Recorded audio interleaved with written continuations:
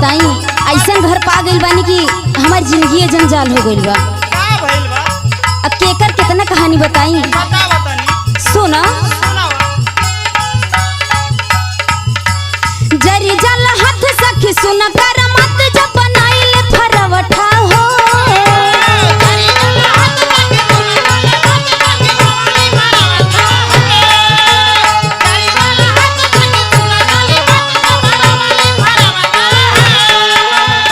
जेकर कहानी जितने बताई उतने कम बा। सुना। जरी जल हाथ सखी सुन कर मत जब बनाइले फरवठा हो। कि पियावा बॉम्बे भागल बस सखी लेके चनवटा हो।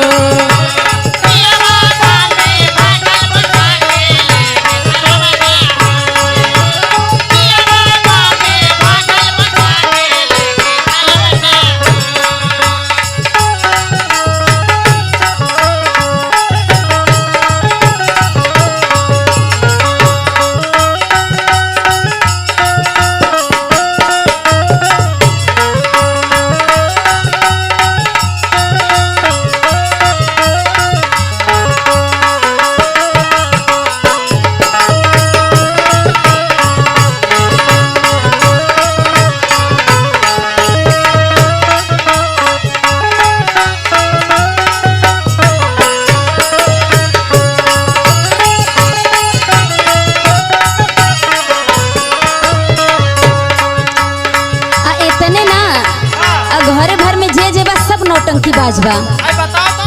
आज सुना तनी। सुनावा। बाबूजी भोरवे में रोजे मांगे करे के नाश्ता।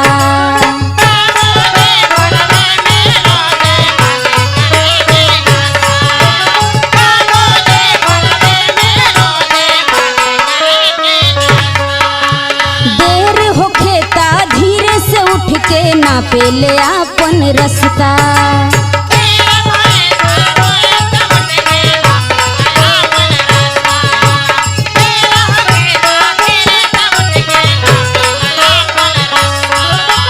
बाबूजी भोरवे में रोजे मांगे करे के नाश्ता। देर होखे तो धीरे से उठ के ना पेले आपन रास्ता। तनी घर के मलकिनिया के सुनो। घरवा में बैठल ससिया नदिया के भरे न हौदा हो।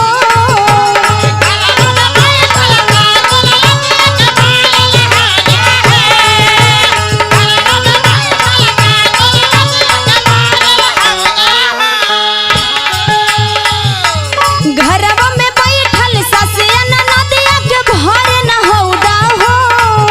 कि पियावा बॉम्बे भगल बस सखी लेके छनवटा हो।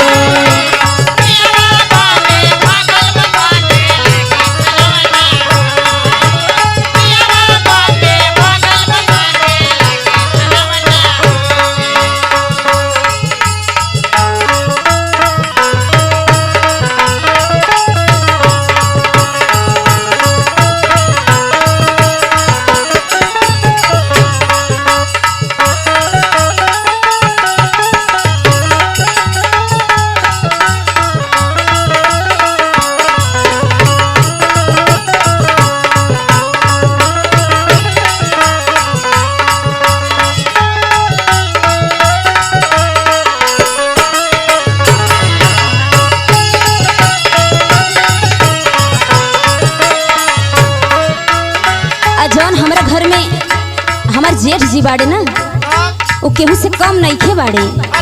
ओनाऊ के तनी सुना। जेठऊ तो चिल्ला ले लागे खा जई है काटी के।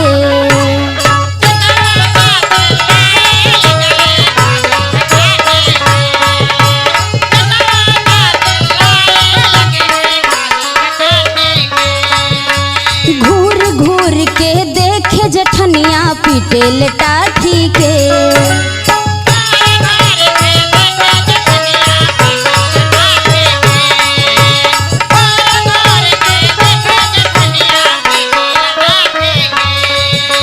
जेठऊ तो चिल्ला ले लागे खा जई है काटी के। घूर घूर के देखे जेठनिया पीटे टाठी के। और सुना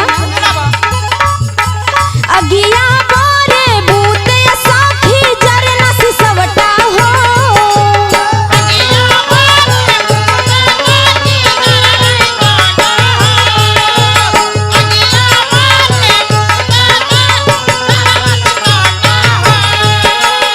अगिया बोरे भूते साखी जरना सिसवटा हो। कि पियावा बॉम्बे भगल बसखी लेके चना